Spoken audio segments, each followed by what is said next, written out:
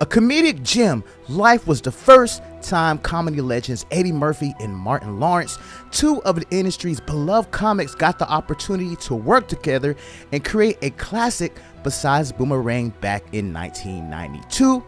Unfortunately, this movie had a lot of tragedies and a lot of death. You're now tuned into YouTube's favorite, Lionel B. The Lionel B Show.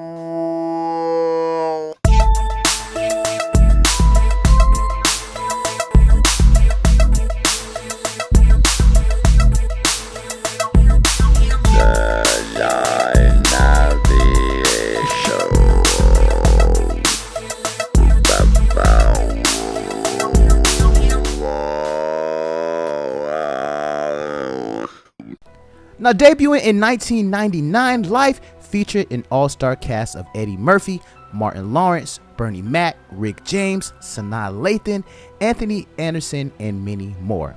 Unfortunately, such a compelling comedy led to much tragedy and death shortly after the film was released. Now, some unknown facts about the movie is when Spanky, played by Rick James, had a limp in the film, this wasn't part of the role.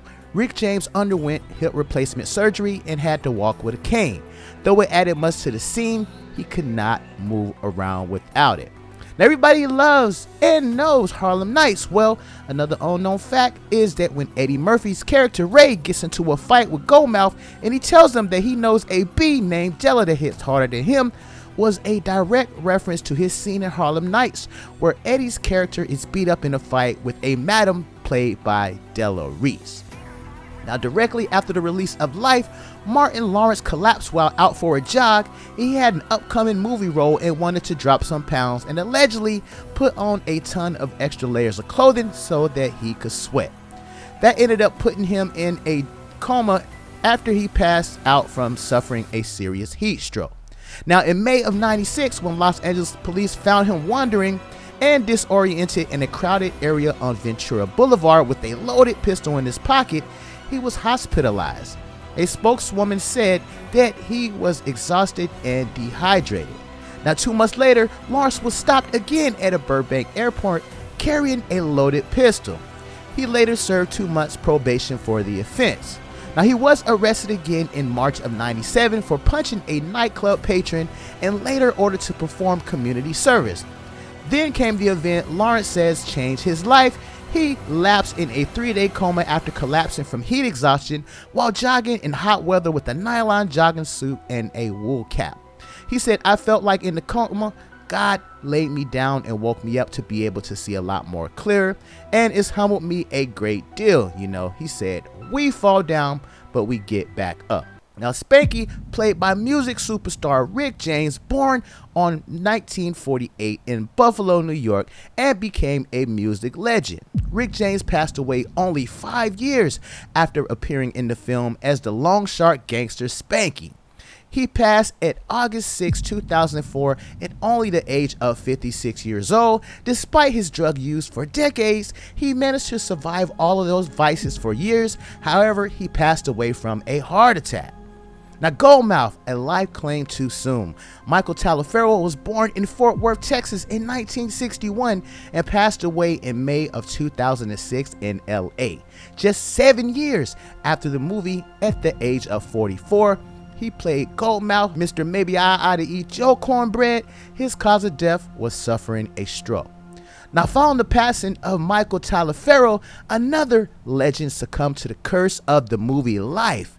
King of comedy Bernie Mac starred as Jangalang in the film, where he played a quirky inmate who was the pappy and also pitch and woo on the job. Now, after reaching many milestones and accolades in the industry, Bernie Mac passed away just 2 years after his castmate Michael in 2008 at the age of 50 in his hometown Chicago. Clarence Williams III, the sinister hustler at the poker table that led Murphy and Lawrence characters to be framed due to his murder by a corrupt sheriff, led a pretty full life.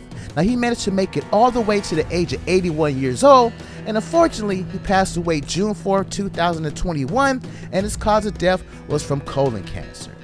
Now, Anthony Anderson, the cook, just 5 years after the film's release, Anderson was first accused of sexual assault in 2004 when a woman relayed her disturbing and graphic account to Tennessee police officers. Now, according to a July 2004 criminal complaint that was published by the Smoking Gun, the anonymous woman who had been transported to the hospital in the wake of the alleged attack told officers she was assaulted by Anthony Anderson and assistant director Wayne Witherspoon.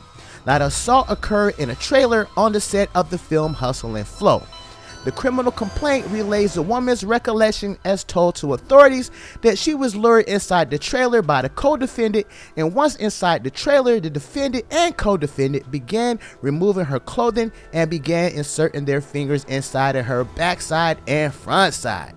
Now, defendant and co-defendant were restraining the victim, spreading her legs apart and taking photos of her front against her will. Now, the victim said she started screaming and kicking them to get away. According to the complaint, a witness told officers that they heard screams of the victim, came and unlocked the door, and the woman subsequently ran naked from the trailer, the complaint alleges. Now, Anderson was charged with aggravated RAP and released after posting a $20,000 bond. Now, in response to the charge, his spokesman came out and denied the allegation, saying that Anthony is a happily married man who has never been accused of, no less involved in anything remotely like this. We are confident that when all the facts come out, he will be completely exonerated. Now, Anderson has faced 3 public allegations of misconduct, one as recently as 2018, and preserved his career intact, and he was never convicted. Now, the last person on the list was Miguel A. Nunez Jr. He faced some damning legal trouble in 2020, the start of the pandemic, as it was reported by TMZ that he stole a buggy full of groceries from a Ralph's supermarket.